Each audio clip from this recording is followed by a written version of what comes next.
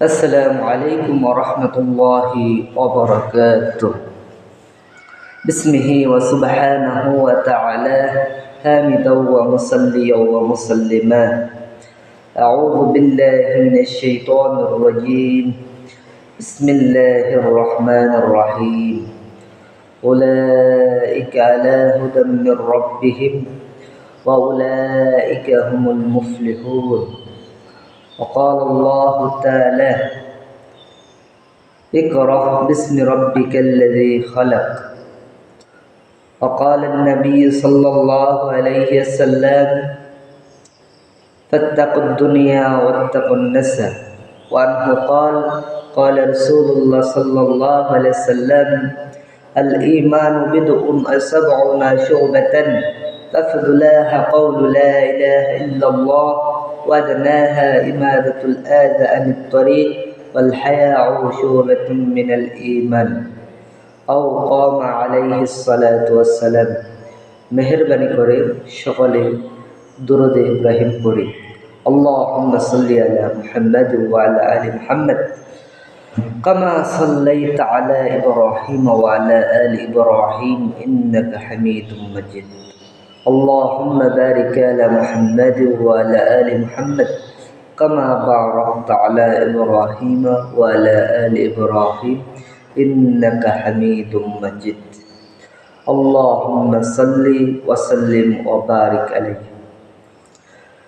আলোচনার পূর্বে সর্বপ্রথম সে মহান সত্তা, সে মালিক, সে রব, সেই স্রষ্টা, সেই সৃষ্টিকর্তা আল্লাহর কাছে শুকরিয়া জানাচ্ছি যে মহান মনিব আল্লাহ রাব্বুল আলামিন আপনাকে, আমাকে এবং আমাদের সকলদেরকে সুস্থতা দিলেন, নিরাপত্তা দিলেন এবং রাসূল করিম সাল্লাল্লাহু আলাইহি সাল্লামের উম্মত হওয়ার মতো যে সৌভাগ্য দিলেন এবং বিশেষ করে আমাদেরকে নেক হায়াত দিলেন, সেই জন্য আমরা শুকরিয়া জ্ঞাপন করছি, আলহামদুলিল্লাহ।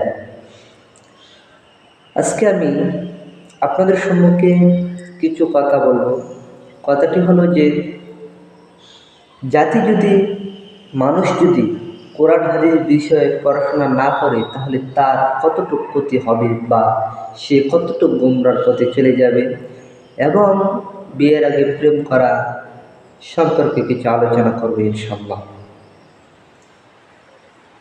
আল্লাহ রাব্বুল আলামিন পবিত্র কোরআন মাজিদে বলেন: উলাইকা আলা হুদাম মির রাব্বিহিম ওয়া উলাইকা হুমুল মুফলিহুন।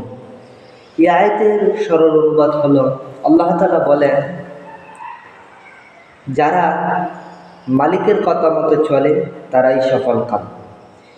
এই আয়াতের অর্থটা হলো, আল্লাহ রাব্বুল আলামিন বলেন, আমি আল্লাহ যে বিধান দিয়েছি, যে আইন দিয়েছি, যে নিয়ম দিয়েছি, সেই নিয়ম অনুসারে যে ব্যক্তি চলাফেরা করে সেই সফল কাম।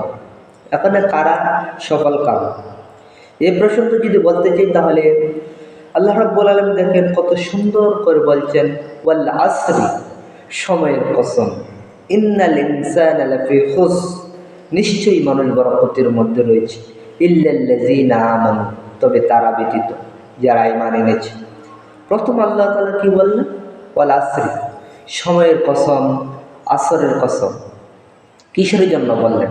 এই যে আমরা মানুষ সময়কে পরোয়া করি না, সময়কে সঠিক ব্যবহার করি না, অযথা সময় নষ্ট করছি এবং যতটুকু আমল করার দরকার আমল করছি না, যতটুকু ঈমান মজবুত করার দরকার ততটুকু ঈমান করছি না, এবং আমলের চাইতে গুনার কাজ করছি বেশি। এই জন্য আল্লাহ তাআলা বলেন, ওয়াল আসরি, সময়ের কসম, আসরের কসম, মহাকালের কসম। পরে বলেন, ইন্নাল ইনসানা লাফি খুস, নিশ্চয়ই মানুষ বড় ক্ষতির মধ্যে রয়েছে, ইল্লাল্লাযীনা আমানু, তবে তারা ব্যতীত যারা ঈমান এনেছে। এখন ইল্লাল্লাযীনা আমানু, এখানে বলেছে তারা ব্যতীত যারা ঈমান এনেছে। এখন তারা ব্যতীত কি? আল্লাহ তাআলা বলেন তারা যারা আল্লাহর হুকুম মেনেছে, রাসূলের সুন্নাহ মেনেছে, ঈমান এনেছে, তারা ব্যতীত সকল মানুষ কি? ক্ষতিগ্রস্ত।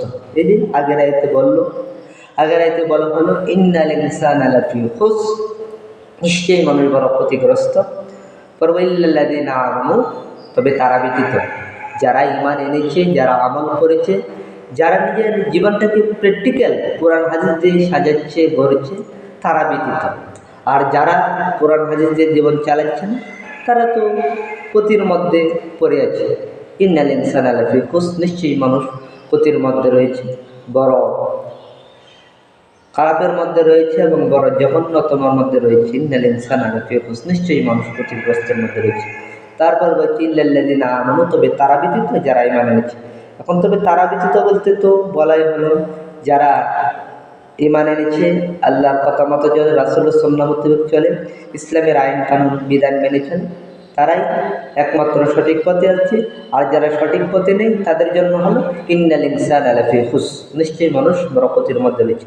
তারপরে বলা হলো ইল্লাল্লাযিনা আমানু, তবে তারা ব্যতীত যারা ঈমান এনেছে, ওয়া আমিলুস সলিহাতি ওয়া তাওয়াসাউ বিল হক ওয়া তাওয়াসাউ বিস সবর, এবং যারা সৎ কাজ করে এবং সৎ কাজে আদেশ দেয়, এবং ওয়া তাওয়াসাউ বিল হক, এবং যারা